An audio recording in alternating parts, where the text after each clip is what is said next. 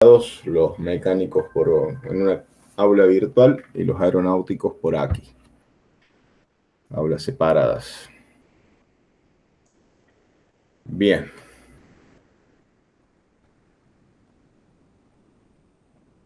Bueno, el tema que nos toca ver hoy justamente es un tema que está muy íntimamente relacionado con lo que vimos ya en las clases pasadas, que son las vigas compuestas. Digamos, las vigas compuestas es una derivación de las vigas de pared delgada cuando ese espesor de la pared es muy pequeño comparado con el tamaño de la sección. Típico de estructuras aeronáuticas. En general, digamos, se podría decir que son vigas de paredes ultra delgadas, digamos, en el sentido de que el tamaño que tiene la viga, por ejemplo, el ala o un fuselaje, comparado con el espesor del recubrimiento, es enorme, digamos, ¿no? O sea, es enorme el tamaño. Entonces, en ese caso se puede hacer es un artilugio, digamos, que permite, digamos, hacer el análisis de manera distinta, pero basándose sobre teoría de viga de pared delgada, pero hacer las cuentas distintas, digamos, al fin y al cabo. Entonces, para hacer esto, digamos, para bajar a este tipo de problema o este tipo no es una teoría en sí, digamos, sino más bien una metodología, se hacen una serie de hipótesis simplificativas, es decir, en todo lo que sea pared delgada, digamos, o también, digamos, los diafragmas que dividen estas secciones. ¿Se acuerdan cuando hablábamos de multicélula? Habíamos definido una palabra que era el diafragma. El diafragma es el que separa dos celdas. Entonces, en las alas en general, esos diafragmas son las almas de los largueros en el ala, mientras que en el fuselaje esos diafragmas son justamente parte del piso o inclusive, digamos, algunos cerramientos que se hacen en algunas zonas como para lograr estos cajones de torsión que son los que finalmente resisten las cargas. Entonces, todo lo que es recubrimiento y esas almas van a transmitir solamente cortes, es decir, van a ser diseñados para trabajar a corte, básicamente, sin tener en cuenta ningún tipo de aporte a lo que es tracción o compresión. Eso se lo vamos a dejar todos a los cordones, que al fin y al cabo juegan como este papel de larguero, digamos, que es lo que está planteado acá. Todos estos cordones que son larguerillos o los refuerzos mismos de las platabandas de los largueros, es decir, las zonas del larguero, el extremo del larguero, justamente donde hay mayor concentración de área, porque ahí suele haber refuerzos importantes. Todos esos elementos trabajan en compresión y tracción, es decir, que trabajan axialmente y equilibran el flector. Entonces, el alma que une cada uno de esos refuerzos, digamos, ya sea en forma de recubrimiento o en forma de estos diafragmas y demás, lo único que hacen es transmitir cortes, llevando, digamos, lo que son las cargas a estos cordones que son los que resisten finalmente o equilibran el flector. Como consecuencia de esto, digamos, la simplificación que se termina logrando es que se ignora el área de la chapa cuando se calcula el momento estático y el momento de inercia. Es decir, uno no tiene en cuenta el área, al menos no directamente. Ahí hay algo que tenemos que tener en cuenta, digamos, esa área no la podemos despreciar o no la podemos quitar de arriba, lo que vamos a hacer es concentrarla en algún lugar. Y como consecuencia de que el momento estático, digamos, se calcula en estas áreas concentradas, lo que consecuentemente se logra es que el flujo de corte en cada tramo sea constante. Es decir, no vamos a tener más distribuciones de flujo de corte que varíen linealmente o cuadráticamente, porque lo que vamos a estar haciendo es concentrar todas las áreas en ciertos puntos de la sección y entonces resulta constante. Y al fin y al cabo eso también nos trae una ventaja, digamos, que nos evitamos la necesidad de estar evaluando cómo es la variación de ese momento estático. Si se fijaron en el ejemplo que yo les subí la clase pasada en flexión, las cuentas que hay que hacer muchas veces no son menores, depende mucho de la geometría de la sección, pero no son menores porque hay que pensar en darle la distribución adecuada al flujo de corte, hacer integrales, etcétera, etcétera. Entonces, bueno, lo que vamos a pensar es que mi estructura cajón, como esta que vemos acá, que tiene una serie de refuerzos, tanto en lo que se harían estos planos verticales como en horizontales, que es el recubrimiento, esos lugares donde aparecen los refuerzos, vamos a concentrar el área de las chapas, de esos recubrimientos, justamente en esos puntos. Y esos puntos van a ser los que van a tomar eventualmente tracción o compresión, pero como consecuencia de esa tracción o compresión van a aparecer corte en los recubrimientos. En general, este es un esquema típico de construcción alar, digamos. También si uno entra, digamos, a internet y se pone a hurgar, va a encontrar un montón de este tipo de estructuras. Como verán, es una estructura bastante compleja, digamos, en cuanto a que es un entramado, el cual después va recubierto, digamos, por, valga la redundancia, el recubrimiento, esta chapa tan delgada que hace, al fin y al cabo, juega dos papeles fundamentales. Por un lado, aerodinámico en el caso del ala, y por otro lado, la necesidad de redistribuir todo lo que son las cargas de presión en esta estructura interna que es la encargada finalmente de resistir y transmitir cargas hacia la raíz, ¿no? Entonces, en general, la distribución real que uno tiene, por ejemplo, en un ala es algo como esto, donde cada uno de esas zetas que se ven ahí son los perfiles que rigidizan, los largarillos que están ubicados dentro del ala. Esto vendría a ser una construcción típica con dos largueros, digamos. Si se fijan en los extremos del larguero aparece esto que yo les contaba recién, que se llaman platabanda, que son perfiles bastante gruesos, comúnmente comparado inclusive con estos rizadores que son larguerillos, digamos, suelen tener una sección bastante importante porque por lógica son los que se encargan de tomar toda la compresión y tracción y llevarla hacia la raíz. Inclusive, digamos, a nivel puntera suelen ser un poquito más finos estos perfiles, pero a nivel raíz suelen tener un tamaño considerable. Entonces, en vez de verlo como esta distribución real, lo que hace la teoría pensada en vigas compuestas es algo como esto. Es llevar, digamos, parte del área del recubrimiento al punto donde está unido el rigidizador y ahí concentrar áreas. Y lo mismo pasa con las platabandas del larguero, que por lógica van a ser como áreas concentradas mayores, porque ahí hay mayor cantidad de material que en los otros, ¿no? Entonces, con el recubrimiento, ¿qué hacemos? Bueno, básicamente, en la estación, justo en medio, entre dos de los refuerzos, uno piensa, digamos, una parte del recubrimiento aportando uno de los refuerzos y la otra parte del recubrimiento aportando al otro. Entonces, lo que tiene es algo como esto. Y fíjense que si bien teníamos un espesor T originalmente, este T, digamos, que vamos a modelar es un espesor nulo. O sea, básicamente no lo vamos a considerar. Recuerden que al trabajar con flujo de corte, nos tomamos la posibilidad de que no tener en cuenta el espesor. Que el espesor sea algo que vamos a usar al final, digamos, por ejemplo, para definir cuál debería ser el espesor para que no haya una tensión de corte que supere el admisible. O que supere el admisible, digamos, afectada por algún coeficiente. Entonces, este tipo de configuración es muy usada, sobre todo en las etapas de diseño, cuando uno no tiene claro, digamos, si una determinada distribución de estos refuerzos o la ubicación de un larguero va a ser eficiente para el tipo de cargas que van a aparecer. En ese caso, porque a ver, si uno supiera de entrada cuál es la cantidad adecuada de refuerzos y la posición de los mismos, uno podría hacer un modelo más complejo, por ejemplo, de elementos finitos. Pero en las etapas de diseño, cuando uno está desarrollando la geometría de la planta alar y está definiendo una serie de posiciones de inclusive sistemas y demás, donde no tiene claro todavía cómo va a ser, es bastante difícil hacer un modelo para tener que rehacerlo nuevamente. Entonces, en ese caso, en esa etapa de diseño, este tipo de metodología es muy útil porque inclusive vamos a ver que es muy fácil llevarla o sistematizarla en un Excel o usando MATLAB o usando Python. Entonces, para ese caso, este tipo de análisis basado en vigas compuestas es muy, muy útil.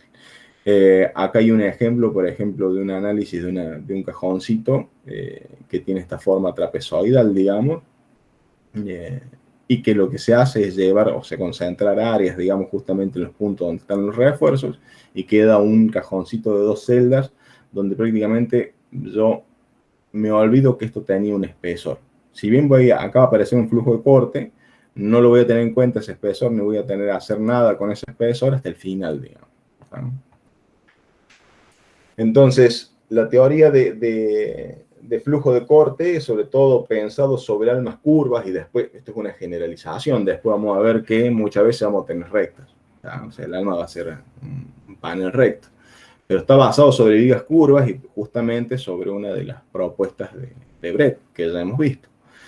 En el caso de que uno tenga un alma curva como esta, que tiene dos refuerzos en el extremo, fíjense que A y B son los extremos, y esa en celeste sería el alma de este, podríamos decir, esta viga que tiene esos dos cordones, y se asume que por lógica tiene que aparecer un flujo de corte cuando uno le aplica una carga, ya sea en general vamos a estar hablando de flexión, salvo que consideremos una sección cerrada y podemos pensar en flujo de corte por torsión de Brett. Pero en general, digamos, pensando en el flujo de corte que puede aparecer entre estos dos puntos, Brett, ¿qué proponía? Bueno, Brett proponía básicamente que si uno integra el flujo de corte entre A y B, acá hay un planteo, decir, bueno, ok, lo hago al integral sobre la dirección X, esta que está acá, pero es válido hacerla, por ejemplo, con respecto a ejes globales, por ejemplo, X' y Y'. Uno podría hacer las cuentas pensando decir, bueno, a ver, el Qx' podría ser la integral entre A y B, ¿ah? De Q ds en X', es decir, midiéndolo sobre esto, digamos. Es decir, lo que tengo que hacer es proyectar el valor de esa fuerza sobre X' y lo que me daría es una fuerza de ese tipo. Yo podría hacer una proyección sobre este, ¿ah?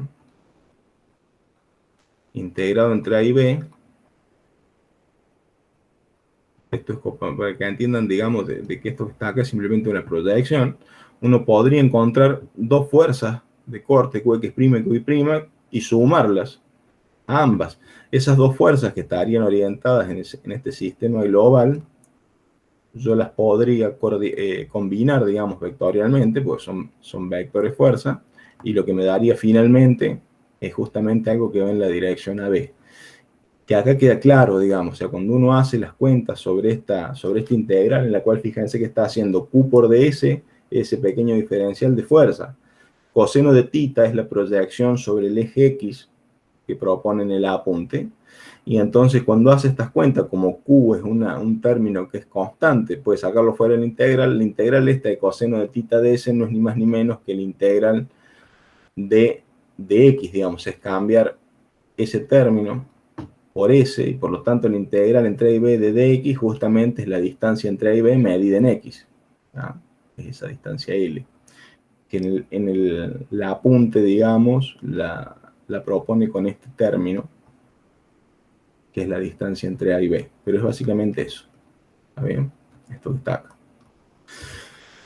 Entonces, lo que encuentra, lo que define es que puede evaluar el flujo de corte, o lo que pasa en el flujo de corte, como lo que pasa en esta dirección. Entonces vamos a ver, digamos, que en la dirección justamente transversal que yo he puesto esto, este elemento no lo tienes. Digamos, uno si hace el integral, lo que va a encontrar es que una parte va en una dirección, otra parte va en otra, y por lo tanto este término se anula.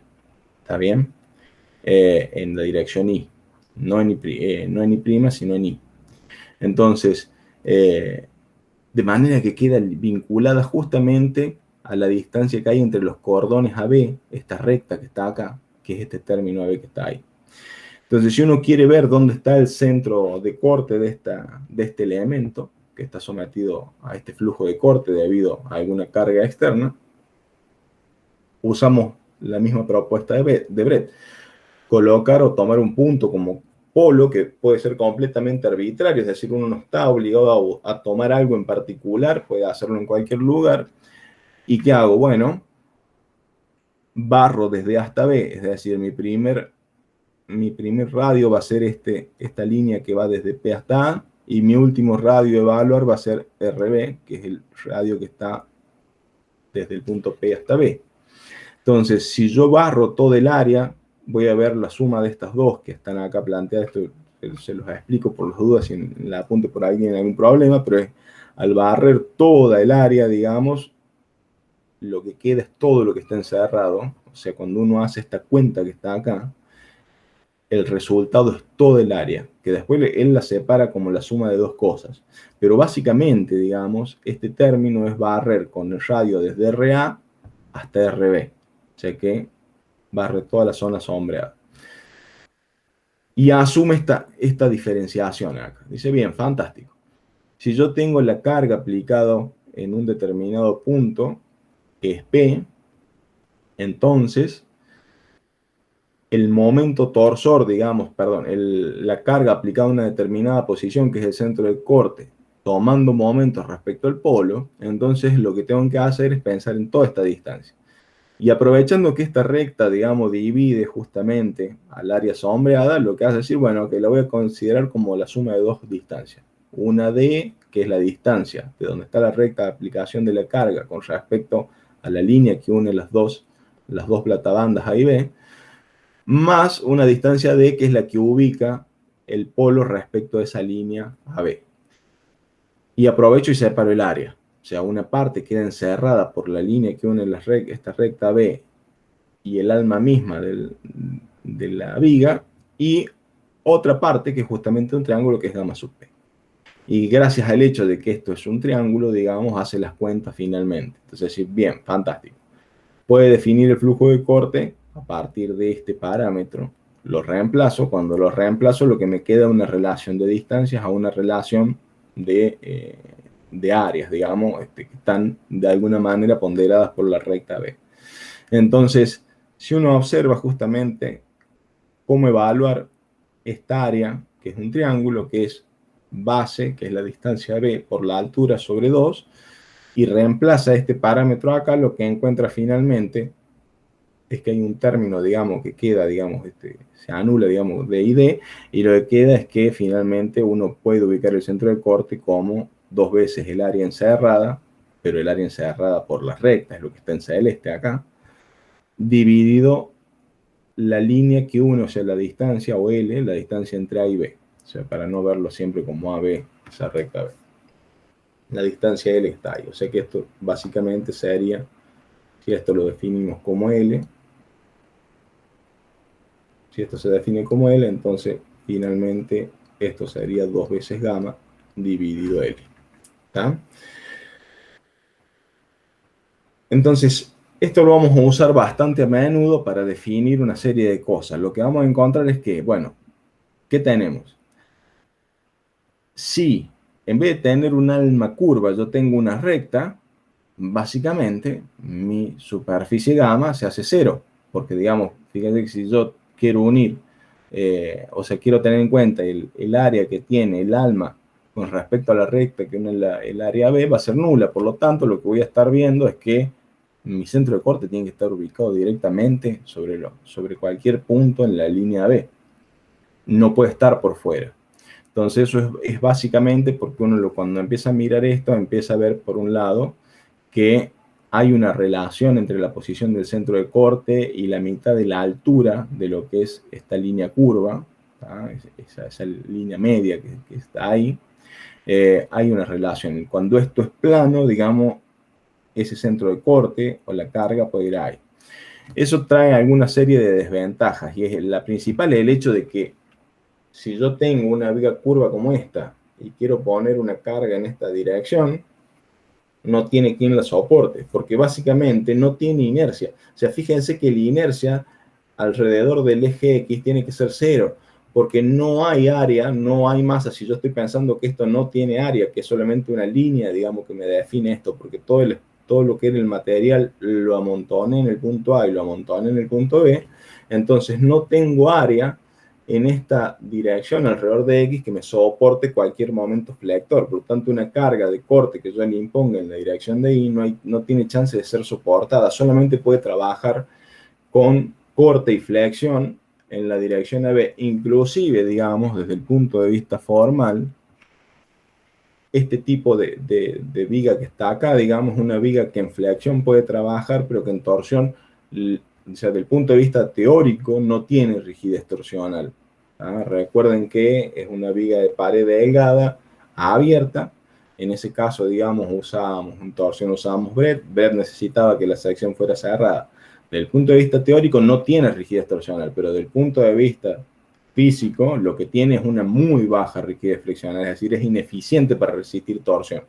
Por lo tanto, en este tipo de estructuras, digamos, que son abiertas y pensadas así con áreas concentradas o refuerzo, porque el área concentrada no es porque sí, es porque justamente ahí existe un refuerzo que hace que esa zona trabaje de manera distinta al resto y por lo tanto uno puede pensar en esta idealización como algo factible de ser usado.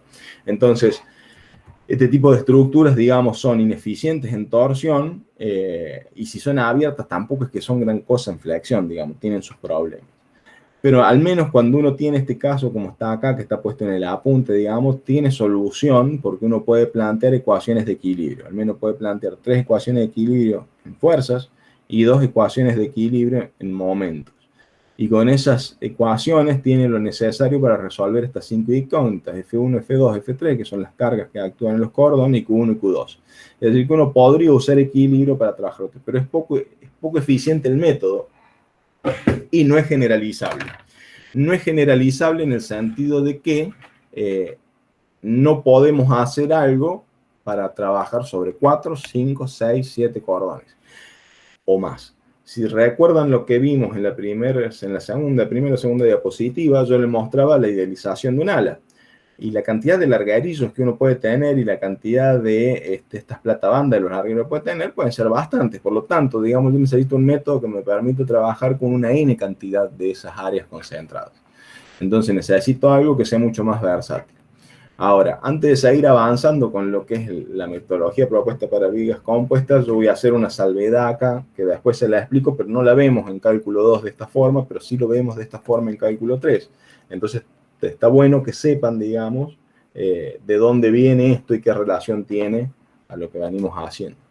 Si uno hace un corte, como está expuesto en esa zona ahí sobre una de las platabandas, podría haber elegido cualquiera, elegí esa del centro justamente para que, claro, digamos, tiene recubrimientos de un lado, recubrimientos del otro, y justamente tiene las incógnitas que me hacen falta o quiero ver, digamos, que son el flujo de corte.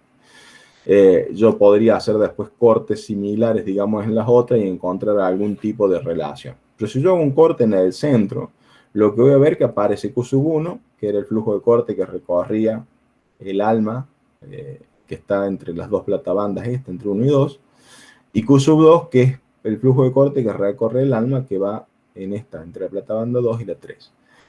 Como yo hice un recorte, digamos, de un sólido, lo que me aparece, por lógica, si ese sólido está en equilibrio, son las fuerzas que dan sentido, digamos, a la extracción. Yo hago un sólido libre, y ese sólido libre tiene que estar en equilibrio, ok, tienen que aparecer una serie de fuerzas, las cuales he dibujado la de aquel lado, pero también habría podido dibujar de este lado, ¿no? Pero básicamente dibujé aquella como para que vean algo. Si uno se fija, el flujo de corte Q1 y Q2, que recorren el alma, tienen sus recíprocos justamente en la zona donde yo hice el corte. Pero interesante es ver entonces que hay una relación entre la carga axial y el flujo de corte cuando uno lo mira en la dirección de X. ¿Ah? Si uno mira este sistema, el equilibrio en la dirección de X se puede ver como esto que está acá. Es decir, U1 por L, que es la distancia, sería el largo total. En este caso, acá yo he puesto un valor, digamos, diferencial, pero es válido tomarlo todo a lo largo. Q1 por L menos F2 menos Q2 por L tiene que ser igual a 0. Es decir, las fuerzas en dirección de X tienen que estar equilibradas. Y si eso están equilibrados, entonces quiere decir que hay una relación entre lo que le sucede axialmente al cordón número 2 y los flujos de corte que están llegando y saliendo de él, que son los que estamos viendo acá. Entonces, con este tipo de expresión que está acá, con esta ecuación, que es para un solo cordón, yo podría plantear una similar para el cordón 1 y para el cordón 3. En realidad me va a quedar un sistema que tenga una ecuación de más, básicamente, y esa ecuación de más es porque hay una relación lineal entre al menos algunas variables. Entonces, habitualmente, si tengo 3 cordones, con plantear equilibrio en dos de estos cordones tengo lo suficiente para resolver todo el sistema, porque una vez que encontré Q1 y Q2, puedo resolver qué pasa con F3, porque al fin y al cabo F3 en este caso va a ser dependiente de Q2. Entonces este tipo de forma de resolver el problema es mucho más versátil que la que vemos en la materia, y por eso es la forma típica que se usa en el cálculo de estructuras aeronáuticas, que es justamente lo que vemos en cálculo 3. Sería como un cierre de este tema con métodos más prácticos, digamos, usados más habitualmente en la práctica. Como para cerrar, cuando estos paneles curvos, por ejemplo, para este caso en particular, digamos, dado que uno sabe que cada uno de estos paneles, si uno integrar el flujo de corte, daría una fuerza que está justamente aplicada a una distancia de sub 1, que es justamente de ese panel 1, y si hiciera lo mismo con el panel 2, encontraría una distancia sub 2. Bueno, por lógica, digamos, si uno quiere encontrar el centro de corte de una sección con estas dos almas curvas, lo único que tiene que hacer es prolongar las rectas de acción de donde irían a parar la resultante del flujo de corte, que sería justamente la posición del centro de corte de este panel, posición del centro de corte de este panel, y por lo tanto, digamos, la unión de estas dos rectas me da el centro de corte de la sección completa. ¿Tiene sentido? Sí, cuando uno tenga casos como este, pero ya dijimos que son casos que son ineficientes en general, estas secciones abiertas así, por lo tanto, digamos, necesitamos otra manera de evaluar. Y por lo general, no vamos a tener siempre secciones curvas, sino que vamos a tener en algún caso sección recta. Entonces, bueno, tenemos que tener en cuenta eso y demás. O sea que podemos aplicar los métodos previos que hemos usado en la materia y no necesariamente estos esquemas gráficos que están planteados en el apunte. Entonces, bueno, si uno tiene secciones abiertas, acá no empezamos si tengo secciones abiertas, si tengo sección cerrada. Si tengo secciones abiertas, fantástico, Zuraski. ¿Ah? Zuraski me permite hacer las cuentas, empezando por un extremo libre, digamos que tiene que estar abierto, y empezar a hacer las cuentas. Si recuerdan, la forma o la ecuación de Zuraski tenía esta forma, donde aparecía la fuerza de corte, el momento estático en función de S y el momento de inercia, y avanzábamos evaluando el momento estático, porque el momento de inercia lo evaluábamos de una sola vez, pensando que todas las áreas estaban concentradas en la línea media de la sección. Acá no, lo que decimos, ok, pasamos de este sistema, que es un sistema de evaluación del momento estático continuo, a algo discreto. ¿Por qué? Bueno, básicamente porque lo que estamos diciendo es que todo el área de esta sección ya no tiene un espesor, sino que mi espesor es nulo. Me lo estoy sacando de arriba. Y por lo tanto, todo el área que tenía este panel fue a parar una parte al extremo, una parte a la unión con el otro. Toda el área que tenía este panel fue a parar una parte a uno, una parte acá. Y todo el área de este panel fue a parar una parte a este extremo y una parte a esa unión. Entonces, la cosa es bastante más simple. Paso de algo como esto a una evaluación del momento, ponemos, no, lo vamos a hacer acá mismo. Paso de algo como esto a que ahora mi momento SI, ya si lo quieren poner en función de S es lo mismo, más que una integral es una sumatoria. Una sumatoria de las áreas que me voy encontrando por las distancias al eje de esa área. Entonces, fíjense, quiero evaluar cómo es el momento estático en este segmento. Entonces, ¿qué hago? Bueno, tomo el área 2 multiplicada por I2, que es la distancia al eje X. Entonces, con eso voy a encontrar el momento estático que no se va a modificar en esta zona. Es esto, SX1. Sigo avanzando. Me encuentro con la segunda área concentrada, por lo tanto lo tengo que tener en cuenta. Aparece ese término. O sea que acá me va a aparecer algo como esto, un poco más grande. Este va a ser S2 o SX2, si quieren llamarlo. Sigo avanzando si me hace falta. Es simétrica, fantástico. Este término que está acá tiene que ser equivalente al que estaba allá arriba. O sea, este SX3 tiene que ser igual a este. no hay otra chance. Entonces, en secciones simétricas puedo darme el lujo de evaluar hasta la simetría, hasta el eje de simetría y representar por simetría el restante. Lo que vamos a encontrar es que cuando lleguemos a esta área, como esta área tiene una coordenada menos I1, entonces en ese caso, digamos, me va a aparecer menos A1 por I1 y por lo tanto me va a estar restando el término y voy a volver a recuperar a 2 por I2, que es lo que tenía de inicio, digamos.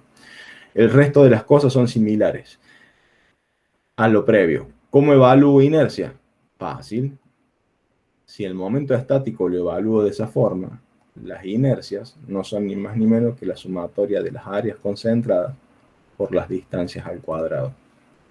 ¿Ah? O sea que si yo quiero ver la inercia alrededor de X, en este caso, ¿qué tengo que hacer? Tengo que multiplicar A por esta distancia al cuadrado, A1 por esta distancia al cuadrado, sumo esas dos magnitudes y la multiplico por 2 porque tengo simetría. ¿Está bien? Este término va a ser distinto a este otro por el hecho de que este sí considera los signos negativos de las coordenadas que definen la posición del área, mientras que este término, como es al cuadrado, no lo tiene en cuenta, por lo tanto, digamos, no tengo ese problema que acá sí tengo que considerarlo para ir viendo justamente de recuperar después de la simetría lo que tenía antes, ¿no? Bien, entonces, como verán, este método hace las cuentas siguiendo estas ecuaciones. Y lo que vamos a ver es que en general las distancias en las cuales están concentradas las masas son tan grandes que entonces no, o sea, no, prácticamente no acusa error el hecho de que uno use lo que es el teorema de Steiner, básicamente, porque fíjense que lo que estoy haciendo es, no me estoy fijando en la inercia local de las áreas concentradas, sino que directamente tengo en cuenta el aporte de esa área concentrada con respecto a un eje, digamos. Y entonces, digamos, esta parte que vendría a ser lo que uno comúnmente adiciona con Steiner, cuando uno corre, digamos, los ejes, digamos, fuera de la posición del CG local de una determinada geometría, es el término que realmente aporta, digamos. O sea, si yo quisiera tener en cuenta la inercia local de esto acá, frente a este término sería muy pequeño. Por lo tanto, digamos que yo haga algo como esto, prácticamente no acusa error. Estas son las dos ecuaciones que vamos a usar habitualmente para calcular ese término y ese otro. Ya sea que tenga fuerzas en la dirección de Y o tenga fuerzas en la dirección de X. ¿Se entiende, no? Por ejemplo, en este caso es bastante simple. ¿Ah? Y acá se puede aplicar básicamente lo que vimos hace un rato, digamos. O sea, uno quiere decir, bueno, quiero calcular el centro de corte. Bueno, fantástico. Si yo quiero calcular el centro de corte, lo que tengo que hacer es proyectar las direcciones de las resultantes de los flujos de corte en cada uno de estos elementos, y justamente lo que va a encontrarse finalmente es que hay una posición del centro de corte donde justamente convergen dos de las líneas, digamos, de ese elemento, que es esto que está acá. Ahora, es una chance, digamos, de hacerlo por ese camino, digamos, haciendo equilibrio de fuerzas, básicamente lo que está hablando de equilibrio de fuerzas, o podríamos hacerlo por equilibrio de momentos. ¿Cómo hago equilibrio de momentos? Bueno, me acuerdo de una de las ecuaciones de Brett. O sea, el momento torsor que aplique la carga Q con respecto a una distancia E tiene que ser equivalente al que desarrolla el flujo de corte interno. 2 veces gamma, que es el área encerrada dentro de la sección, por el flujo de corte que se desarrolla en cada uno de los paneles. Un segundo que vamos a poner en silencio esto. Entonces, si uno toma un polo en cualquier punto, digamos, y respecto de ese punto mide los momentos, lo que tiene que hacer es ir barriendo el área encerrada. Habitualmente conviene siempre tomar puntos que me den alguna ventaja estratégica. Por ejemplo, la evaluación de área para este sector circular, por ahí convendría ponerlo justo en el centro para que sea mucho más fácil evaluar las áreas de cada uno de los segmentos, digamos, estos gamma que van apareciendo. Eso es importante ahora, digamos, o sea, tenerlo en cuenta. Y la otra es hacer algo como esto, digamos, en vez de pensar en los flujos de corte, o sea, el torsor que aparece por flujo de corte debido a Brett, es pensar en los resultantes. Entonces decir, ok, yo voy a tener resultantes F1, F2, F3, van a ser un determinado momento. Son los dos caminos típicos a la hora de evaluar el cálculo del centro de corte tanto por equilibrio de fuerzas o equilibrio de momento. Por ejemplo, este es el ejemplo práctico del práctico 1A, es la página 228 del apunte, como para que después en todo caso lo miren. Fíjense que es muy parecido al que vimos inicialmente. Es una sección canal de alas abiertas, digamos, donde tengo prácticamente 200 de altura máxima, 120 es la altura del alma central y las alas están abiertas, o sea que tienen, bueno, una base de 100, pero tienen una apertura de 40 y es simétrica respecto a X. Entonces, si uno quiere evaluar, digamos, hacer las cuentas, digamos, para esta sección, primero que nada conviene evaluar el momento de inercia para ya tenerlo listo. Fíjense que es lo que comentaba antes, la sumatoria de las áreas concentradas por las distancias respecto al eje X al cuadrado, dos veces, o sea, tomo dos de ellas y multiplico por 2, y después empezó a calcular los momentos estáticos respecto a X. En el caso de C1, es A1 por I1, tiene ese valor, A1 por I1, A2 por I2, en el caso de C2 sería el momento estático que va a aparecer acá, y en este que está acá, I3, que sería justamente la posición de la masa esta que está ahí, es justamente negativo, y por lo tanto uno recupera lo que tenía, y por lo tanto esto es simétrico. Entonces, sin conocer el corte Q, uno puede definir cuáles son los valores del flujo de corte. Después simplemente reemplazar el valor de carga que vaya a actuar en esta sección. Un poco lo hemos charlado en su momento. Si uno quiere calcular el centro de corte aplicando equilibrio de fuerzas en este caso, fíjense que hay una relación entre D2 sobre 60, equivalente a tener 100 sobre 40, digamos, básicamente la relación de triángulos, digamos, que hay entre este triángulo y este que está ahí. Y entonces uno puede evaluar cuál es la posición de 2 del centro ese, y por lo tanto ahora, con respecto a ese punto, en la cual ahora la única fuerza que queda es F2, entonces entre F2 y Q tiene lo necesario para hacer las cuentas, digamos, de equilibrio. Q por E tiene que ser igual a F2 por D2. Por lo tanto, uno puede, a partir de las expresiones previas que hizo, si uno lo pone todo en función de Q, es decir, recuerden que algo se los comenté en la clase pasada, no estoy obligado a saber cuánto vale la carga de corte para calcular dónde está el centro de corte. El centro de corte es algo geométrico, por lo tanto, así yo use una carga unitaria de corte o la deje implícita y me la saco de arriba al final, que es lo que básicamente está hecho acá, yo no necesito saber cuál es el valor de la carga de corte para hacer las cuentas y obtener el centro de corte. Entonces, con esa distancia E, yo puedo finalmente sacar, si me interesa posicionarlo respecto, que sería lo lógico, respecto a la sección, al centro de corte es ese valor de X. O sea que el centro de corte está a 50.85 unidades de medición desde el alma, corrido hacia la izquierda.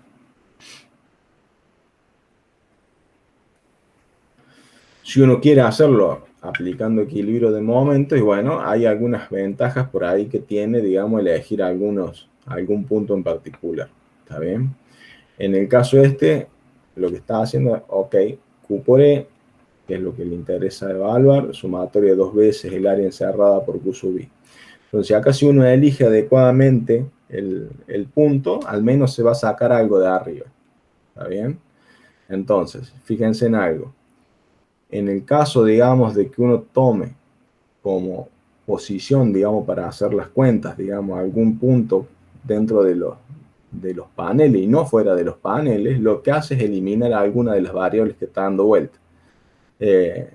Si uno se pone a ver esto que está acá, gamma 1 es el triángulo encerrado entre estos dos y participa justamente en este que está acá. Justamente lo que vamos a ver es que participa finalmente Q1, digamos, y no Q2. Y lo que uno termina haciendo es sacándose de arriba, digamos, la participación de otro flujo de corte. ¿Esto por qué? Bueno, recuerdan que habíamos hecho las cuentas sobre algo como esto. Al comienzo, que esto era B. Y habíamos dicho que acá estaba el polo. Y yo les había comentado que si esta era la situación, era muy distinto si era un elemento recto. Si el elemento es recto, Si el elemento es recto, en un segundo.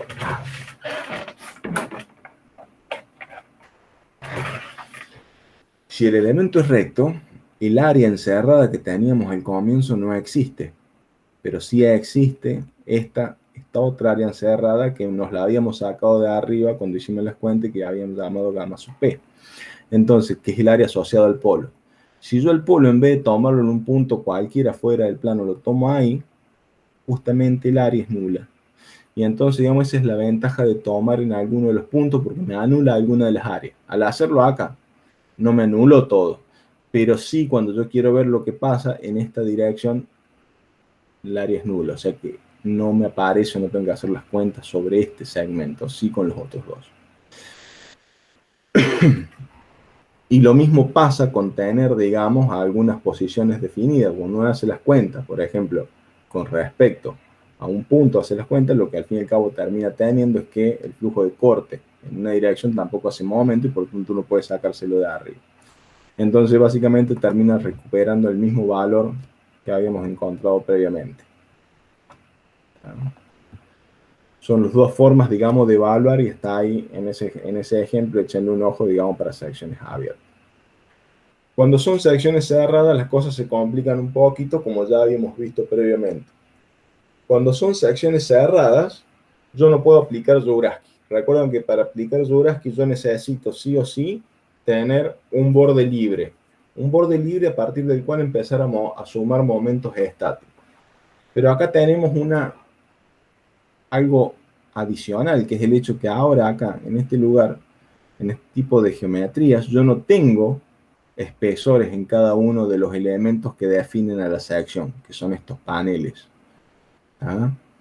Sino que yo ahí, al estar considerando que no tienen espesor y que el corte es constante, en vez de hacer un corte en la sección, voy a quitar un panel. ¿Ah? Que equivale a decir, ok, en este lugar no hay nada, está abierto entre esta área y esa área. Es equivalente a decir, este es mi flujo de corte nulo, el cual después tengo que compatibilizarlo con este otro estado. O sea que acá yo tengo de nuevo un estado 1 y estado 2, como resolvíamos en la clase pasada, pero con la diferencia de que mi estado 1 y estado 2 en este caso son estados donde no hay cambio de momento estático entre cordones y por lo tanto el flujo de corte en cada uno de ellos es constante. Quito uno de esos elementos y puedo empezar a jugar con Jourasky, digamos, en una u otra dirección, incrementando el momento estático o decrementándolo según en qué lugar de la sección y haciendo las cuentas que me hace falta, digamos, para establecer por Jourasky. Y a este señor que está acá, bueno, de nuevo caemos si necesitamos calcular el centro de corte o no lo necesitamos hacer y aparecen las dos metodologías que habíamos visto previamente. Entonces, el flujo de corte en Q0, digamos se termina estableciendo a partir de Brett, básicamente, o de una de las ecuaciones de Brett, que es la de giro nulo. En el caso de que uno piense que la carga está aplicada en el centro de corte. ¿Está bien? Entonces, fíjense, uno calcula los flujos de corte por Jourasky, de acuerdo a lo que hemos visto recién. Voy haciendo las cuentas para el momento estático, divido por la inercia y multiplico por el valor de Q, si lo tengo. Si yo lo que quiero evaluar es el flujo de el centro de corte, digamos, arrastro Q en todo caso, o le doy un valor unitario. Se termina calculando la ecuación Q0 a partir de equilibrios de momentos. ¿Tá? O sea, lo que uno va a plantear es, ok, si yo necesito evaluar dónde está el centro de corte, o pienso que la carga está en el centro de corte para hacer después la evaluación, entonces voy a usar la de giro nulo, pero si no, uso la de momentos equilibrados. Entonces, el mismo torso respecto a un punto arbitrario, la fuerza que hace la fuerza Q tiene que ser equilibrado por los flujos de corte que aparezcan. A estos señores los conozco a todos por Jourasky y los acabo de calcular. El único que no conozco es este que está acá, este es dato. Entonces, al fin y al cabo, puedo determinar cómo vale o cuánto vale Q0 a partir de la ecuación de equilibrio de momento. Esto es muy parecido, si recuerdan, a lo que usábamos en la clase pasada cuando hacíamos el segundo método. O sea que Acá no estamos viendo nada nuevo. La única diferencia que hay entre esto y lo otro es que al fin y al cabo yo tengo un sistema bien discreto porque al fin y al cabo mi corte va variando de manera constante entre paneles, digamos. Entonces yo puedo pensar que son la sumatoria de cosas, digamos, no integrales, básicamente. Bien. Una vez que determine cuál es el flujo Q0, lo sumo. ¿Está bien? Y al sumarlo, fíjense en algo muy particular. Este panel no existe. Por lo tanto, acá yo no voy a tener flujo en este estado 1, va a ser nulo. El flujo de corte es nulo. El resto sí tienen valores. Cuando yo sumo estos dos, justamente donde dice el corte, donde saqué el panel, adopta justamente el flujo Q0. O sea, el flujo de corrección, este Q0, es el que finalmente va a tener el panel, digamos, que me compatibilice el sistema y recupero lo que yo debería tener. ¿Está bien? Y ahí termina. Si yo necesito evaluar en todo caso el centro de corte, sigo con las mismas ideas previas. Nada más que como les decía, en el caso de viga de pared delgada, yo tengo expresiones que involucran integrales y en este caso tengo expresiones que involucran sumatorias. Es una ventaja desde el punto de vista de las cuentas. Eso me permite calcular el giro. Y es la misma idea, digamos, si yo quiero saber dónde está el centro de corte, anular giros, digamos, es lo que corresponde. ¿Está? Si uno quiere calcular el centro de corte de sección cerrada, justamente recae en esta expresión. O sea que es el otro método que habíamos visto en la clase pasada para vigas de pared delgada. Sumo un estado 1 y un estado 2, pero mi estado 2, el flujo Q0, en vez de venir del equilibrio de momento, viene justamente de plantear que el giro tiene que ser nulo. Y como el giro tiene que ser nulo, entonces Q0 adopta un valor determinado para que eso suceda y uno puede corregir. De nuevo, en vez de tener relaciones integrales, tengo relaciones que son sumatorias. Mucho más simple que la vez pasada. Ojo acá, que esto lo estamos dejando implícito, el hecho de que yo había hecho un artilugio para hacer las cuentas pensando que este panel no tiene espesor, cuando yo voy a calcular este tipo de expresiones que sí involucran espesores, tengo que considerar el espesor real, porque en realidad lo que he hecho yo es meter todo el área de ese panel en los extremos, digamos, hacer esta condensación de áreas en los extremos, pero ese panel tiene físicamente un espesor, por lo tanto es ese espesor el que participa en este tipo de ecuaciones, ¿no? Ténganlo en cuenta, es la longitud, digamos, recorrida en el panel. Si el panel es recto, bastante fácil. Si el panel es curvo, bueno, tengo que tener en cuenta cuál es, digamos, esa parte de perímetro, digamos, del panelcito y el espesor del mismo para poder evaluar estas expresiones. Y entonces una vez que uno hace las cuentas, digamos, la distancia al centro de corte, de nuevo, equilibrio de momentos, tiene que darse el equilibrio de momentos entre la carga que está actuando respecto al centro de corte y el flujo de corte interno. Bien. Ok, esto simplemente es redundante, digamos, si uno encontró el centro de corte, puede evaluar cuánto es el flujo de corte por torsión haciendo esta expresión, digamos. Es el momento torsor que está actuando con respecto al flujo de corte. Acá es un poco lo que yo en algún momento comentaba, que es el tema de cuándo es conveniente, cuándo es necesario conocer centro de corte. Bueno, cuando uno quiere separar qué efecto viene del corte por corte y qué efecto viene del corte por torsión, es necesario saber dónde está el centro de corte. Una vez que lo ubico, uno puede establecer cuánto de ese flujo de corte, del flujo de corte total, corresponde a torsión y cuánto corresponde al corte por corte o flexión, digamos. Este que está acá es un ejemplo, es el ejemplo, el práctico 11.13 en la página 341 de los ejercicios resueltos. Yo lo traje para acá, digamos, para contarlo más o menos, está un poquito mejor, a lo mejor explicado que en los ejercicios resueltos, aunque comprimido, digamos, porque tampoco quiero, digamos, hacer todo el desarrollo, pero bueno, lo he redibujado como para que lo vean y definirlo a partir de lo que propone ese ejercicio. Fíjense que hay una carga aplicada a 50 milímetros por fuera de ese perímetro que define, esta es una viga circular hueca, donde tiene un espesor muy pequeño, son 0,5 milímetros, y tiene unos refuerzos en él ubicados justamente a 90 grados entre sí. Están separados los mismos ángulos, o sea, está simétricamente dispuesto, pero inclinado con respecto al XY que uno tomaría en este caso. O sea que acá yo tengo que determinar cuáles son los ejes principales de inercia. Recuerden que en este caso, al igual que el otro, si hay algún tipo de si hay algún tipo de esquema que me rompe la simetría habitualmente, yo lo que tengo que encontrar es justamente los ejes principales de inercia. Acá en este caso es bastante simple, pues están justamente inclinados a 45 grados, que están rotados con respecto al XY de planteo. Y lo que buscamos es calcular justamente el flujo de corte Q1, Q2, Q3 y Q4. Y dan, bueno, los valores de área asociados justamente al área 1, área 2, área 1 y área 2, justamente, fíjense que son distintas, por eso es que al fin y al cabo me rompen los ejes, digamos, de simetría expuestos, digamos, o que tenía los ejes que tenía XY primero. Y el material tiene esta tensión como tensión de fluencia sería, digamos, sobre la cual uno podría calcular un admisible a partir de un coeficiente de seguridad, ¿ah? Si fuera el caso. La carga Q es de 1 kilonewton y creo que no me está faltando ningún dato, salvo que tiene un diámetro de 80 milímetros.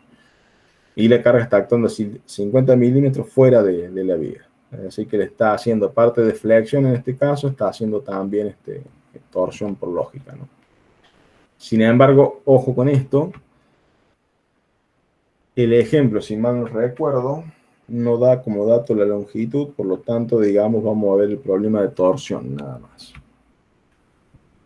Entonces, en esta sección cerrada, para poder resolver el método, ¿qué tengo que hacer? Bueno, una vez que encontré cuáles son los ejes principales de inercia, lo que tengo que hacer es justamente descomponer en esa dirección la carga. O sea que en principio voy a sumar dos estados, un estado 1 y un estado 2. Un estado 1 donde lo que hago es llevar justamente al centro de la sección, y acá como tengo al menos dos ejes de simetría, el centro de corte debería estar ubicado allí. Y un estado 2 que corresponde a la torsión que aparece debido justamente a esa traslación. ¿Está bien? Fíjense que acá yo de una manera completamente arbitraria definí que este va a ser mi panel inexistente para el estado 1. ¿Tá? Lo dejé en línea de trazos para sacármelo de arriba. O sea que en este estado 1 ese panel no tiene flujo de corte. Lo que acá conocemos como Q4 acá va a ser 0 y va a venir de lo que me devuelva el estado 2. Va a venir ese valor.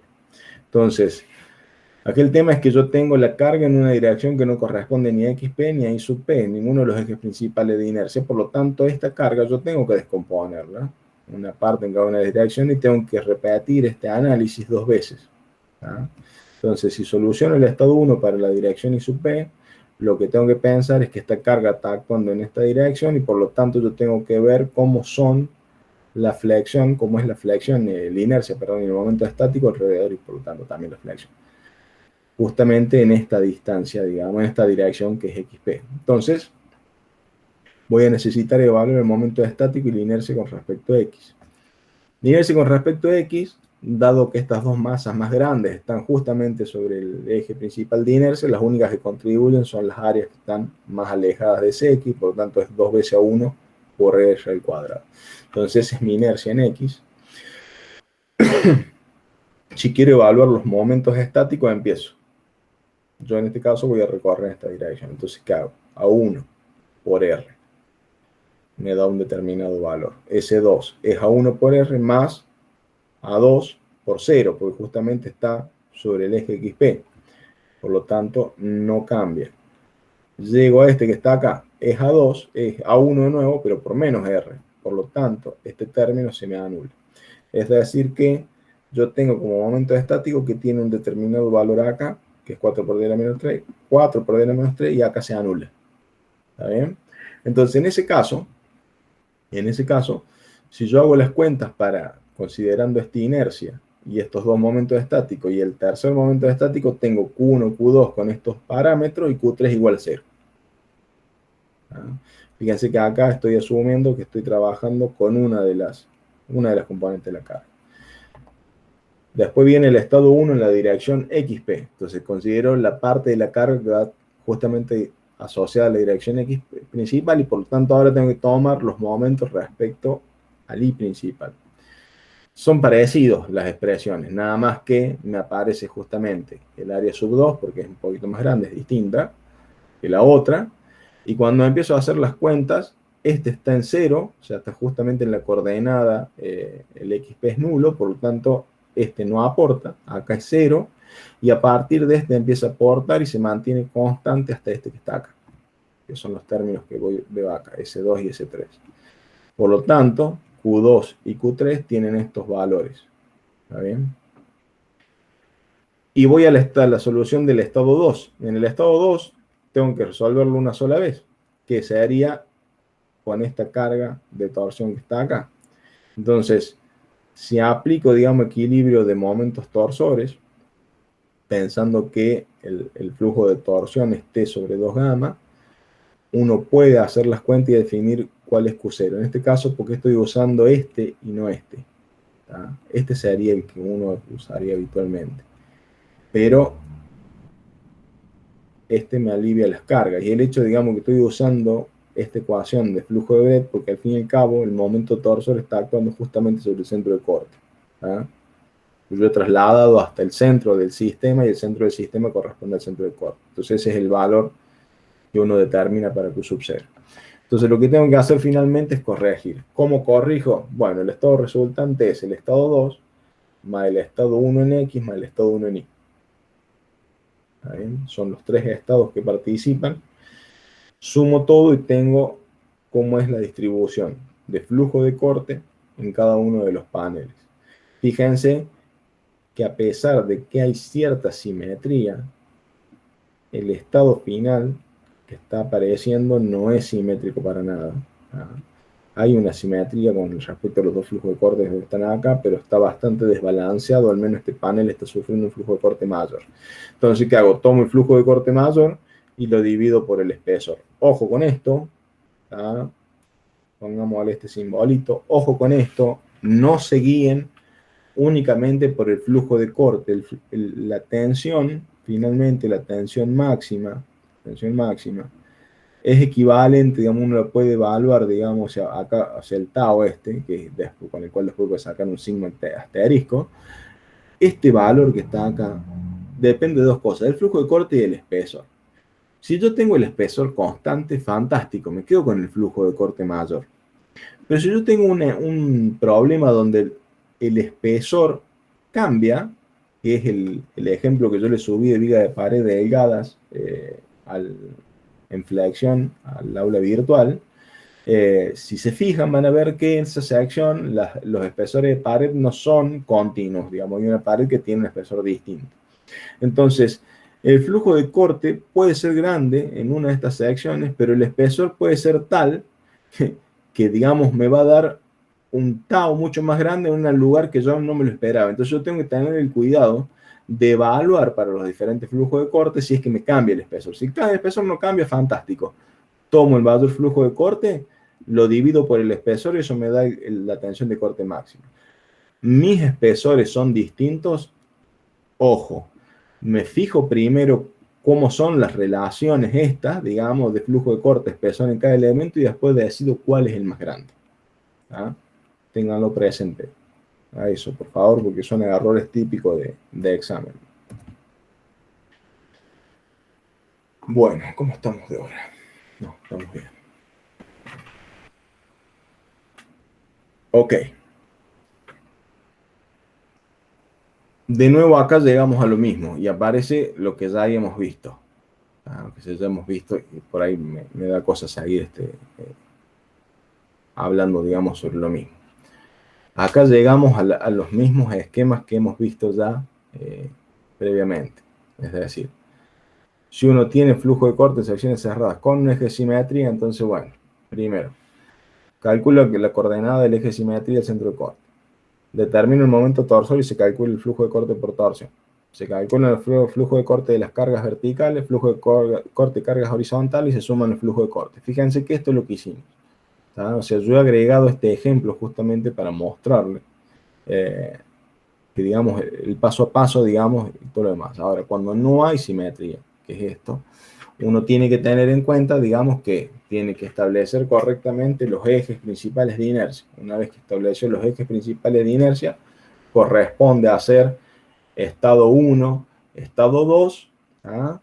Con esos dos plantear, digamos, el tema del giro nulo, asumiendo que está en el centro de corte, y evaluar de nuevo estado 1 y estado 2, pero con la carga orientada en el otro eje, en la otra dirección, y hacer las cuentas finalmente, ¿tá? Para evaluar esto que está aquí, asumiendo el flujo de corte. Flujo de corte por torsión. O sea, si se fijan, las expresiones estas son igual que las de viga de pared delgada. La única diferencia es que la forma en que calculamos cada uno de los flujos. Nada más que eso. ¿Tá? Y el otro método que habíamos visto en la clase pasada también se obtiene de la misma forma. Si uno no quiere, digamos, establecer flujo del centro de corte, digamos, y hacer las cuentas, digamos, sin tenerlo presente, digamos, entonces hace las cuentas como hicimos previamente. Establece cuáles son los ejes principales de inercia, un estado 1 que viene de una carga actuando en una dirección, un estado 2 que viene de una carga actuando en otra dirección, y un estado 3 que vendría a ser este del Q sub 0, en el cual lo que participa es la ecuación de equilibrio de momentos. ¿Ah? A ver, salgamos un ratito de acá. ¿Cómo estamos de ahora? Sí. Veamos este ejemplo. Yo creo que después de este ejemplo viene... Déjenme chequear algo.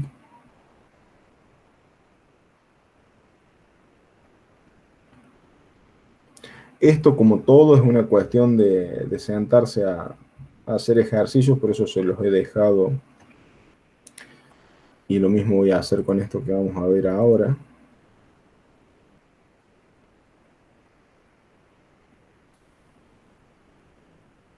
Sí, acá.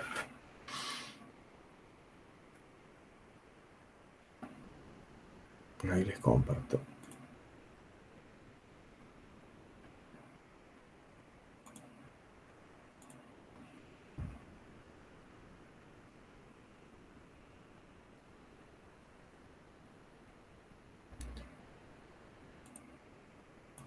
Bien. Se ve bien ahí, ¿no? Sí, profe, se ve bien. Ok. ¿Ah? Este es el ejemplo que estaba puesto recién, digamos, yo este Excel después se lo voy a subir con un par de problemas. Muchos de estos problemas son problemas que van apareciendo en los exámenes, digamos, y yo los dejo resueltos a veces y los pongo a disposición como para que ustedes puedan ver. Fíjense que es una viga que tiene una sección triangular y justamente considera que en los vértices de esa sección triangular es donde hemos incorporado, digamos, todo o amontonado un poco el área, digamos. En general eso se debe a que justamente en esos vértices posiblemente haya un refuerzo en particular, una especie de ángulo que lo que haga que esa zona trabaje más rígida y por lo tanto uno piensa que estas perfiles de pared delgada de pared ultra delgada van a aportar mayor, digamos, o sea, el área en esa zona es la que va a realmente trabajar. Entonces, para esta viga de sección triangular con esos datos, digamos, fíjense que acá está definido.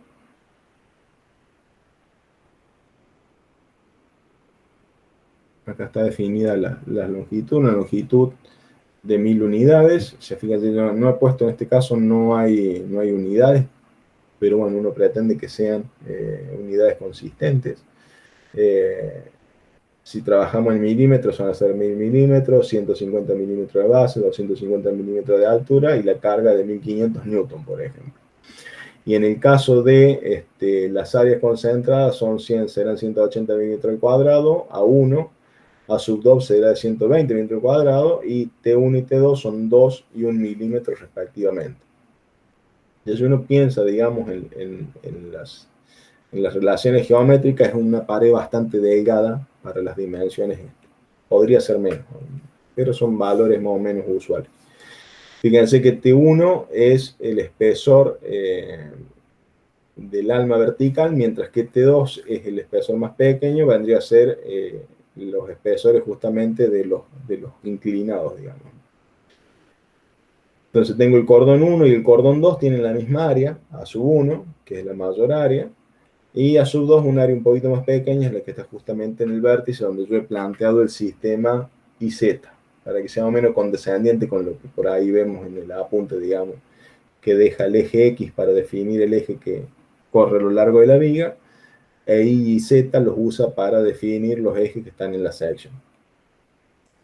Entonces, bien, en general, digamos, muchas veces en el examen, digamos, lo que les pedimos como dato es determinar, por ejemplo, o sea, determinar la posición del centro de corte, por ejemplo, o determinar el flujo de corte en cada segmento recto de esta sección. Entonces eso sería un poco el problema. Está bien, entonces lo primero que voy a hacer es lo que venimos haciendo hasta ahora. Bueno, fantástico, tengo un eje de simetría y por lo tanto, digamos, como hay una relación simétrica en la posición de las áreas, entonces seguramente no necesito calcular mis ejes principales de inercia y solamente corresponden con esto que ya he planteado acá. O sea que me lo saco de arriba. Segundo, vamos a evaluar un estado 1 y un estado 2. Este estado 1...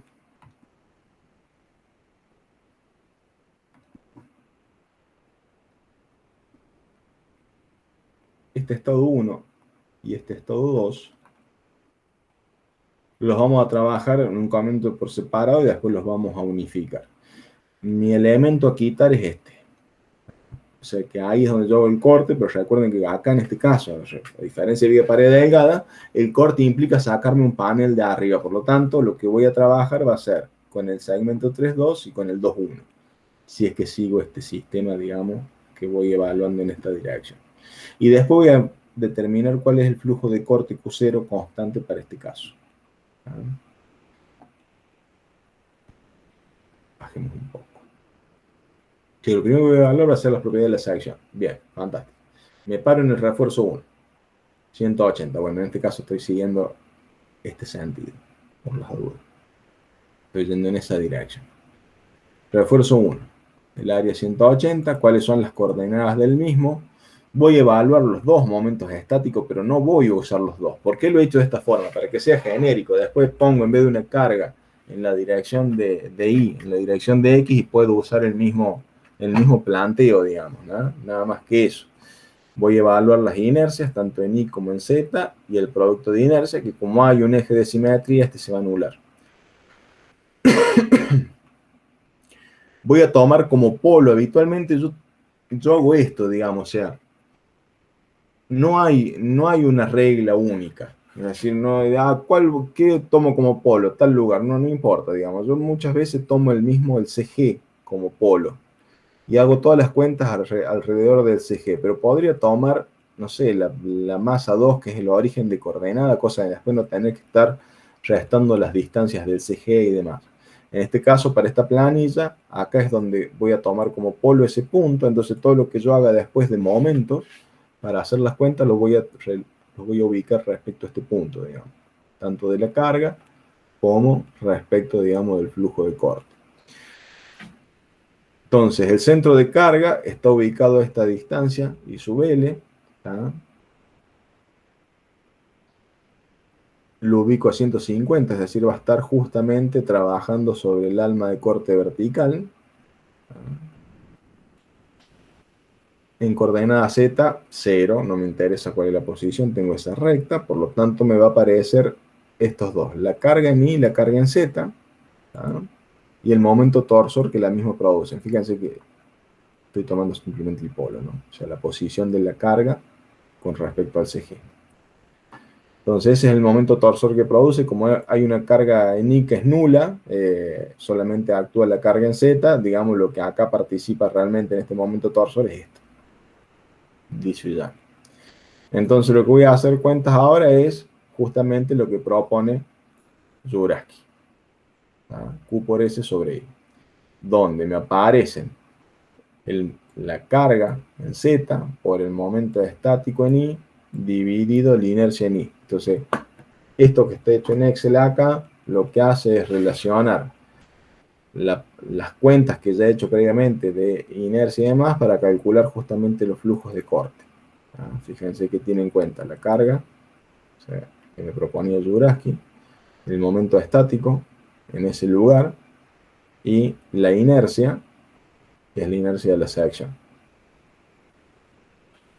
Entonces empiezo por acá. Tiene área 1 por 250 sobre 2.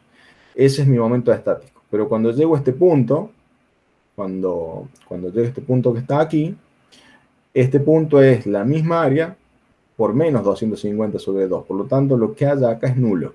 O sea, hasta acá tiene un momento estático distinto de cero. Pero apenas paso este punto y sigue en esa dirección, se hace nulo. Que es lo que estoy viendo aquí.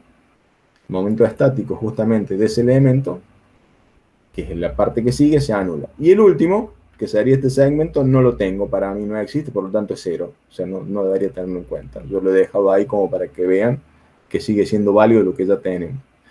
Entonces el flujo de corte en el primer tramo ese tiene un valor distinto de cero. En el segundo no, pero justamente ese término ese se anula. ¿Ah?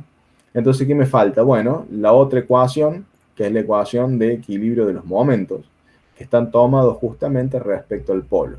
Entonces, todas las áreas internas y demás están evaluadas respecto a la posición del CG. ¿Ah? Esto en todo caso, si quieren, después le pongo una imagen para que les quede claro qué es. Pero básicamente, si yo tengo dos puntos como estos, y tengo un punto acá, otro punto ahí, o sea, un punto, esto va a ser punto 1, punto 2, y este es el polo. Entonces, con estos dos vectores yo puedo hacer producto vectorial entre los dos y me devuelve en realidad el doble de esta área. ¿Ah? Doble de esa área encerrada. Porque no sé si recuerdan un poco de álgebra, pero si yo tenía algo como esto y hacía el producto vectorial entre estos dos, me devolví el área encerrada por un paralelogramo, que era otro vector que justamente era perpendicular, cuyo módulo era justamente el valor este. O sea, el álgebra, digamos, si uno tiene algunas nociones básicas de álgebra, eso no significa que tengan que tener en cuenta, saberse o acordarse de memoria los teoremas y demás, pero si tiene algunas cosas, digamos, de álgebra incorporada, está buena para hacer algunas cuentas. Entonces, esto que estoy haciendo acá justamente lo estoy viendo desde el punto de vista vector. Este polo para mí es el CG, los puntos son justamente los lugares donde están ubicadas las masas, entonces pensando en esto como vectores, haciendo el producto entre ambos y dividiéndolo por dos, porque me interesa la mitad, justamente no me interesa todo el paralelogramo, sino que la mitad, obtengo básicamente gamma. Después, por supuesto, en esta cuenta en particular me hace falta dos veces gamma, que sería equivalente a tener en cuenta el paralelogramo completo, por eso es que no lo van a ver, digamos, a las cuentas como la mitad, sino como totales, digamos. Pero básicamente lo que estoy haciendo es eso, le digo como para que después lo miren. Por eso hay una relación entre el vector que define los puntos del área 1 y el CG, y los puntos del área 2, del área 2 bien digo, del punto 2 con respecto al CG. Ahí están las cuentas.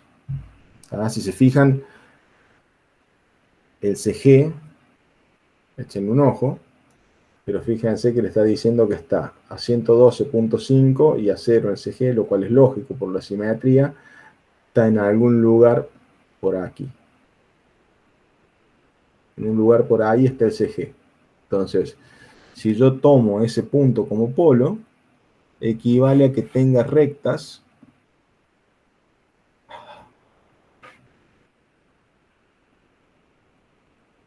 es difícil sacar rectas,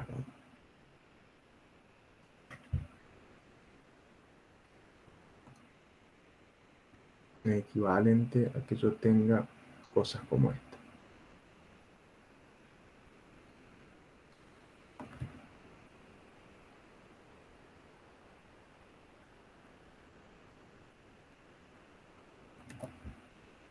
¿Dónde lo veo?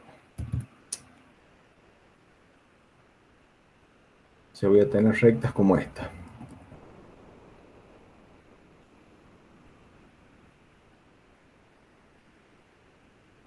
Se entiende lo que estoy planteando, ¿no? Estoy dividiendo el área del triángulo en un área que es un poquito más chiquita, que sería el área asociada al primer tramo, un área un poco más grande y otra área que es igual a esta.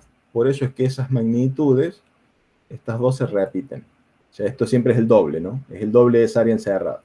Por lo tanto, fíjense que una forma de ir controlando, o sea, a mí me resulta muchas veces por eso más fácil plantear, por ejemplo, el CG de una sección como polo, porque después uno gráficamente puede ir viendo que las cosas tienen sentido, digamos. Si yo tomo el CG en este caso, me voy a encontrar con que hay una división de esta sección triangular en un área más pequeña y otras dos que son más grandes, pero que tienen que ser iguales.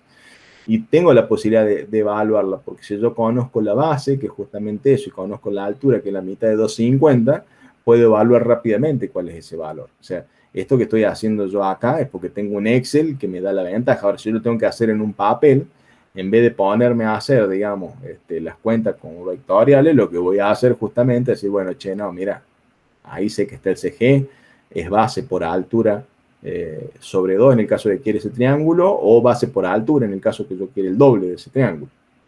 Se acabó el problema. Y lo mismo con este otro pequeño que está acá.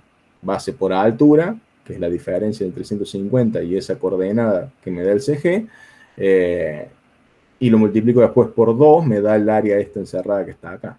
Y la multiplico 2 veces por eso y me da el doble del área encerrada que necesito para aplicar después el método de solución, ¿no? Basado en breve. Acá pues tengo esa ventaja de que estoy en Excel, digamos, ¿no? Le hago las cuentas de esta forma. Entonces, bien, una vez que evalúo todas las expresiones, puedo evaluar la posición, digamos, del centro de corte. Por ejemplo, puedo calcular el flujo de corte únicamente o evaluar cuál es la posición del centro de corte, para lo cual voy a calcular Zuraski de la misma manera. Fíjense que hasta ahí es todo similar, pero posteriormente lo que en vez de corregir con la ecuación de equilibrio de momento, lo voy a hacer con la ecuación de giro nulo. Entonces, con esta ecuación de giro nulo voy a calcular un Q0 que es bastante distinto al otro que había visto yo acá. En este caso, el Q sub 0 que estaba acá era nulo. ¿Qué hacía esto? Bueno, en este caso. Bueno, por lógica, si yo aplico la carga esta de corte en esta, justamente donde está acá montado, que está justo sobre el alma de corte vertical esa, cuando yo aplico en esa dirección, el flujo de corte se desarrolla en el vertical, pero no pasa nada por estos otros dos. Básicamente eso es lo que me está diciendo Q sub 0. Q sub 0 me está diciendo que es nulo, y entonces, digamos, cuando yo traiga esto, sume estos dos parámetros, en este no se modificó nada, por simetría este tampoco iba a tener nada, ya lo habíamos visto, y lo único que tiene algo era este vertical. Entonces eso es lógico, digamos, yo tengo toda la carga aplicada directamente sobre el alma recta, todo el flujo de corte se va a desarrollar en el alma vertical y no va a pasar nada por estos otros dos. Ahora, si yo quiero ver, digamos, dónde está el centro de corte y aplico la carga en el centro de corte para que el giro sea nulo, porque en este caso si yo calculo un giro va a ser distinto de cero, si yo quiero calcular dónde está el centro de corte, bueno, fantástico. Aplico la misma metodología, pero corrijo con el flujo de corte Q0 y evalúo con el equilibrio de momentos, que es esta ecuación que está acá, el momento externo tiene que estar equilibrado al externo, que sería Q por E, y encuentro cuál es la posición del CG respecto del polo. Fíjense que está bastante cerca del polo. Y algunas cosas extras que he metido acá, porque este fue un ejercicio de examen, tienen que ver con determinar si alguno de esos elementos puede evidenciar, por ejemplo, pandeo. Esto es típico, esto puede darse en un problema de parcial, que te digan, che, evalúa el flujo de corte. Fantástico. Y ahora, digamos, con una vez que tengas el flujo de corte, definir cuál es la tensión de corte. Con la tensión de corte, bueno, si este elemento tiene 1000 de longitud, 250 de ancho, es una placa de largo 1000 y ancho 250, decime cómo es la tensión de corte esa que acabas de evaluar respecto a la tensión crítica de la misma. ¿Tá? Para lo cual necesita aplicar la ecuación de pandeo de placas usando el coeficiente asociado a placas en corte. ¿Ah? Y en todo caso, a partir de los espesores admisibles o posibles, digamos, evaluar cuál es el coeficiente de seguridad pandeo, por ejemplo, este que está acá. Sí, no quiere decir que esto sea lo que tomamos sí o sí, pero se puede dar que te pidan algo como eso. Pero son cálculos posteriores, es decir, una vez que vos hiciste todas las cuentas y tenés lo necesario, podés avanzar en una dirección que es la dirección de la verificación, o sea, verificar si la tensión de corte no excede a la de fluencia o a la admisible, o la tensión esa de corte no excede a una tensión crítica de corte en pandeo de alguno de esos elementos. Tengan en cuenta que es algo que es típico para las estructuras aeronáuticas. Acá, en este caso, tiene poco sentido aeronáutico, digamos, pero básicamente, cuando uno le aplica, digamos, un esfuerzo de corte, digamos, o se da de torsión, lo que haga falta, todos estos elementos, digamos, van a estar en un estado tensional que por su extrema delgadez, digamos, ese espesor tan pequeño, no están para nada exentos de Pangar. Y ya lo vamos a ver en el próximo módulo, el tema de lo que es el ancho de colaboración y dónde viene, como para que vean que ese pandeo local no implica falla. Esto lo revisitamos con más fuerza en cálculo estructural 3, porque de hecho es uno de los fundamentos del análisis estructural aeronáutico es el pandeo, digamos, la inestabilidad de estructura es como que es el punto clave. O sea, es muy fácil lograr que las estructuras no fallen por fluencia o frente a una determinada carga admisible para después evitar, digamos, en algún momento la aparición de fatiga. Entonces uno le pone un coeficiente de seguridad y demás. Lo complejo es mantenerse en el rango adecuado en lo que es inestabilidad para lograr estructuras livianas y que soporten adecuadamente las cargas. Entonces el pandeo es crucial. Inestabilidad es crucial. Así bueno, eso ya lo vamos a revisitar en la próxima materia después que aprueben esta. Ok, Sony 12. Hagamos un corte acá. Recuerden que 17:30 está el cuestionario teórico y 17:45 largamos con el segundo módulo, ¿le parece? Dale, profe. Bueno, chicos, ya nos vemos en un ratito entonces.